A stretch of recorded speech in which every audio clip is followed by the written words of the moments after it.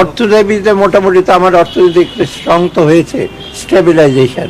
আমি বলবো না সব ক্ষেত্রে, ব্যাংকিং সেক্টরে কিছু শৃঙ্খলা ফিরে আসছে এবং বাংলাদেশ ব্যাংক চেষ্টা করছে কিছু কিছু দুর্বল ব্যাংকে যাতে অ্যাটলিস্ট ডিপোজিটারদের ইন্টারেস্ট লিকুইডিটি পায়। আপনি দেখলেন তো 22,000 কোটি টাকা দেওয়া হয়েছে, অর্থাৎ সাপোর্ট দেওয়া হচ্ছে। আর বাকি অন্য জিনিসগুলো যে আপনার এই যে খাদ্যদ্রব্যের ব্যাপারে আমরা ট্যাক্স কমাতে মোটামুটি কিন্তু সহনীয় হয়ে আসছে, স্বস্তি পাচ্ছে জনগণ। আপনার দেখে স্বস্তি না পাওয়ার তো কোনো কথা না। এইটা করার কারণটা হলো আপনি যে ছাড় দিয়েছে এগুলো ক্যালকুলেট করলে কয়েক হাজার কোটি টাকা ছাড় দেওয়া হয়েছে।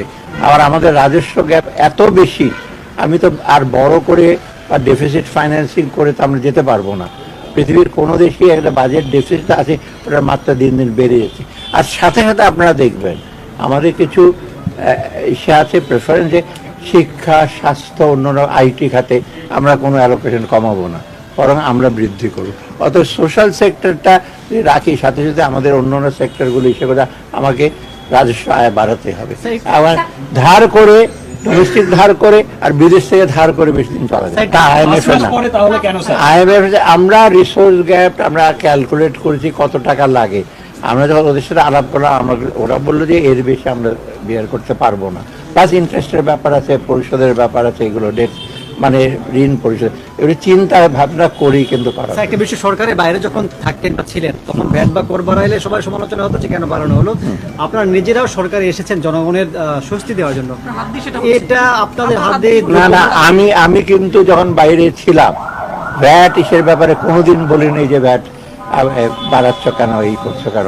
আমি বেশিরভাগ ক্রিটিসাইজ করতাম আর্থিক ডিসিপ্লিনের ব্যাপারে, করাপশনের ব্যাপারে, লোন ডাইভার্সনের ব্যাপারে, ডিফল্ট লোন ব্যাপারে, প্রভিশনের ব্যাপারে। এবং আমি বোধহয় 2% যে আপনার চলে আসছে নি, আমার সঙ্গে 10% ছিল, সেইগুলো আমি ক্রিটিসাইজ করতাম। এইগুলো এখন এগুলোতে করে আসতে চলে যাচ্ছে। আপনি দেখেন দেখুন 90 দিনের পর আপনার ইচ্ছা হবে। একটা পোর্শন না, সবটা না, ইউ আর রাইট, যে একটা পোর্শন আমি তো ইনকাম ট্যাক্স বাড়িয়ে দিতে পারবো না চট করে। কোম্পানি ট্যাক্স যদি আরো বাড়ায়, ওয়ান অফ দ্য হাইয়েস্ট। আমাদের যদি সব সার্বিক চিন্তা করে আমাদের আস্তে আস্তে আমরা ইম্পোর্ট কমে যাচ্ছে, ইম্পোর্টে যে আমরা ইনকামটা পেতাম, আমরা এখানে চেষ্টা করি ডোমেস্টিক সব চিন্তা ভাবনা করি আমরা এটা করি।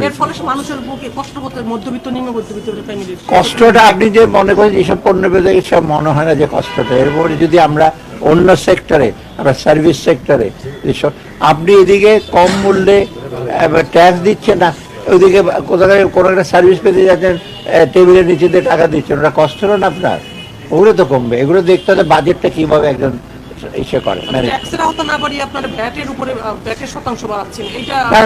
ট্যাক্স তো বাকি আছে, ওটা তো ভ্যাটটা তো আমার ট্যাক্স ল, তখন বাজেট আগে আপনারা দেখবেন।